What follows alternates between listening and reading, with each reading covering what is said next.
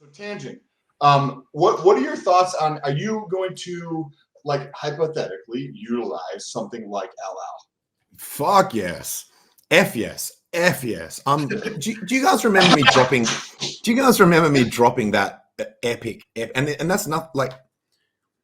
I'm not necessarily saying that the price of it is going to go through the roof. However, it is definitely something that I would use, and I've almost got a new policy that I don't always adhere to, but I prefer to buy cryptos that I actually use. So rather than seeing a use case and saying, yeah, that's a good use case, I can imagine other people using that product, I would prefer one where I'm like, I am using that shit. So Uniswap, Tornado Cash, like the protocols that I'm actually actively using and seeing benefit out of, those use cases are obviously real because they're real to me, that I'm actually using them. So with liquid loans, I don't know if you guys remember me dropping that absolute bombshell about that hyper wealthy people. They don't sell their assets and they don't work a day job. They don't have an income, and they avoid capital gains because both of those things are taxed. That's they take loans heavily on this show. Very heavily. They take loans against their collateral, and if that collateral has been chosen correctly and appreciates faster than the speed at which they're spending money to fund their lifestyle, they will never have to sell that asset. It'll always be appreciating by so much more that they can then just keep refinancing it because it goes up in value by the time you've spent the money. You can go and just re-borrow against it. Now, leave that comment. There is no better asset for long-term price appreciation as crypto. So assuming that you believe that Pulsechain will appreciate over time, then it's the perfect asset to have as the actual collateral for something like that. And then liquid loans facilitates you to be able to borrow. So you fund your lifestyle completely tax-free. Obviously not taxation advice. I'm not a tax professional.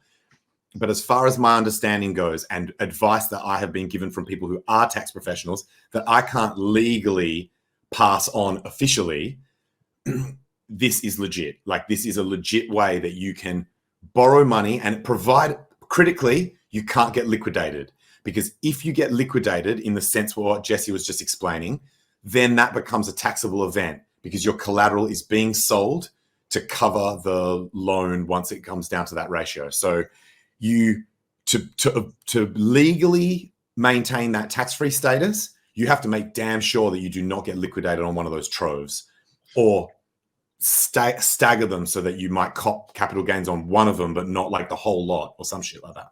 I don't know. Or add more in there. So or add more collateral. But sometimes, like, you know how Jesse made that comment, you'll have ample time.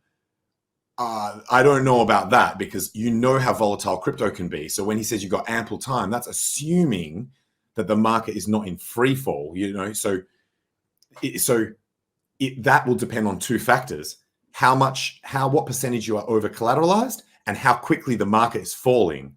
Those two factors will be key as to how much time you've got to casually add more collateral.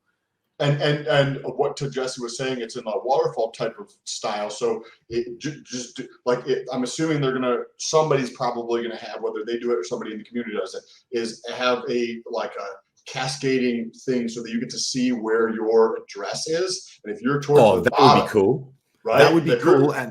And that would also be an improvement on the existing protocols, because I've used the other ones just in anticipation and excitement for liquid loans, and they do not have that feature. So you're welcome. You can contact me if you want you can go ahead. Yeah, so the ones that I've used, they tell you you can look at any time, real time, how over collateralized you are. And it'll go, like, if you're over 150%, it'll be green. And then if you're between 150 and 110, it'll be like orange. And then if you go below 100, anything up below 110, you just get liquidated, right?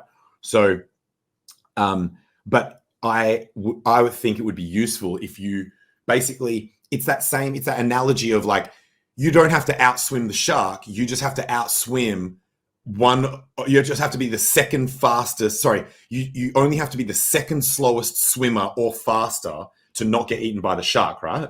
That's So effectively what's happening. so in Yeah, basically you loan. don't have to be that one dude who's so wrecked, mega wrecked, and he was just making drug addict decisions. And like you Like- if you're just even a hair, not that guy. Yeah, Like just a hair, Yeah. like you just like bet 75% of your net worth, and you were like, fuck. And then, well, you know what I mean? It does save it makes the worst person like, get the fuck out of here, dude. Why are you over collateralizing yourself? And it kind So- of saves them. So, and the volatility over time you would expect to potentially decrease. And the numbers are But- ridiculous as far as how deep it has to go for you to get liquidated. It's disgusting. It's like Well, If- but 80. If you're over collateralized.